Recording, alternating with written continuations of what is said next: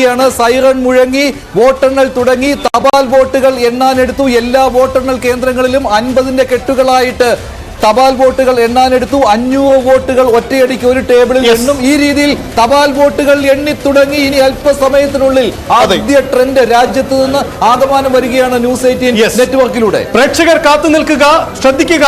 ഓരോ ലോക്സഭാ മണ്ഡലത്തിലും 15,000-ഓളം വരുന്ന തപാൽ വോട്ടുകളുണ്ട്. ഇത്തവണ തപാൽ വോട്ടുകളുടെ ഗണത്തിലേക്ക് ഉൾപ്പെടുത്തുന്നത് സർവീസ് വോട്ടുകളുണ്ട്. ഒപ്പം പ്രായാധിക്യം മൂലം വീടുകളിൽ എത്തിച്ചവരുടെ വോട്ടുകളുണ്ട്. മറ്റ് തെരഞ്ഞെടുപ്പ് ഡ്യൂട്ടി മൂലം വോട്ട് ചെയ്യാതിരിക്കുന്നവർക്ക് വേണ്ടി തയ്യാറാക്കിയ സ്വാഭാവികമായ തപാൽ വോട്ടുകളുണ്ട്. ഇങ്ങനെയുള്ള വോട്ടുകളാണ് 15,000-ഓളം വരും ഓരോ ലോക്സഭാ മണ്ഡലങ്ങളിലും. ആ വോട്ടുകളാണ് എണ്ണി തുടങ്ങിയിരിക്കുന്നത്. കാത്തിരിക്കുക. തപാൽ വോട്ടുകൾ മുൻ വർഷത്തെ പോലെ അല്ല, സൈത്ത് പറഞ്ഞതുപോലെ കൂടുതലുണ്ട്. അതുകൊണ്ട് 8:30 തപാൽ വോട്ടുകൾ എണ്ണി തീർന്നിട്ടില്ല എങ്കിൽ പോലും EVM-കൾ എണ്ണാനെടുക്കുമെന്നാണ് അറിയിച്ചിട്ടുള്ളത്. കൃത്യമായി 8:30 തന്നെ EVM മെഷീനുകൾ ഓപ്പൺ ചെയ്തു തുടങ്ങും. ഓരോ ബൂത്തുകളിലും ഓരോ കൗണ്ടിംഗ് സെന്ററുകളിലും ടേബിളുകളിൽ നിശ്ചിത ക്രമത്തിൽ ഓരോ ബൂത്തുകളിലെയും EVM മെഷീനുകൾ നിരത്തിവെക്കുന്നു. വേഗത്തിൽ ഫലം പുറത്തേക്ക് വരുന്നു എന്നതാണ്. മണ്ഡലത്തിലെ ഫലമാണ് ആദ്യം കിട്ടാൻ പോകുന്നത് എന്നതിന്റെ സസ്പെൻസ് ആണ്. അത് തിരുവനന്തപുരമാണോ, ആറ്റിങ്ങലാണോ, കൊല്ലമാണോ, പത്തനംതിട്ടയാണോ, ആലപ്പുഴയാണോ, തൃശ്ശൂരാണോ, എറണാകുളമാണോ, ഇടുക്കിയാണോ എന്നുള്ള സസ്പെൻസ് ആണ്. അതോ വടകരയിൽ നിന്നുള്ള ഫലമാണോ ആദ്യം കിട്ടാൻ പോകുന്നത് എന്ന സസ്പെൻസ് ആണ് ഇപ്പോൾ ഉള്ളത്.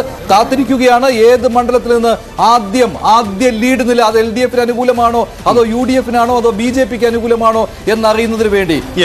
അതാണ് സാഹചര്യം. എന്തായാലും നമുക്ക് പ്രതീക്ഷിക്കുക, പ്രേക്ഷകർ കാത്തിരിക്കുക.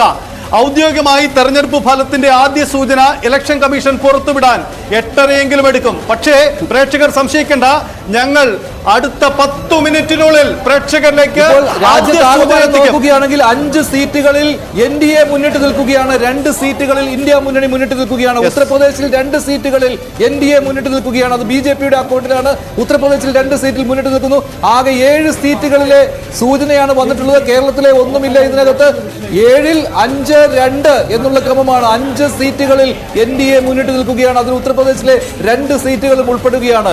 NDA 2, മഹാരാഷ്ട്രയിൽ ഇന്ത്യ സഖ്യം ഒന്നുമില്ല. മഹാരാഷ്ട്രയിലും 2 സീറ്റിൽ ലീഡ് ചെയ്തു. അതെ, 5-2 എന്ന ക്രമത്തിൽ ദേശീയ ചിത്രം വരികയാണ്. ഇതിൽ ഒരു സീറ്റ് നേരത്തെ നിശ്ചയിക്കപ്പെട്ടതാണ്. രഞ്ജിത്ത് രാമചന്ദ്രൻ ചേരുകയാണ്. രഞ്ജിത്ത്, രാജ്യത്തിന്റെ മൂഡ് എങ്ങോട്ടാണ് ഇപ്പോൾ ആദ്യ മിനിറ്റിൽ? സർവേ ഫലം ഏതാണ്ട് ആ തരത്തിൽ തന്നെ ഉണ്ടാകുമെന്ന് പ്രതീക്ഷിക്കണം മഞ്ജുഷ, ആദ്യഫല സൂചനകൾ കാണുമ്പോൾ. കാരണം വളരെ കൃത്യമായി തന്നെ NDA തുടക്കത്തിൽ ലീഡ് ഉണ്ടാക്കുന്നു എന്നുള്ളതാണ്. 5 സീറ്റുകളിൽ ഇപ്പോൾ NDA ലീഡ് ചെയ്യുന്നു. നേരത്തെ പറഞ്ഞതുപോലെ അതിൽ ഒരു സീറ്റ് നേരത്തെ ഫലം പ്രഖ്യാപിച്ചതാണ്. 2 സീറ്റുകളിലാണ് ഇപ്പോൾ ഇന്ത്യ സഖ്യം മുന്നേറുന്നത്. നമ്മുടെ ഏറ്റവും വലിയ സംവിധാനങ്ങൾ ഉപയോഗിച്ച് ഇന്ത്യ സഖ്യം രാജ്യത്തെ ഏറ്റവും വലിയ നെറ്റ്വർക്കിൽ ആദ്യം തന്നെ കിട്ടുകയാണ്. 9 സീറ്റുകളിൽ NDA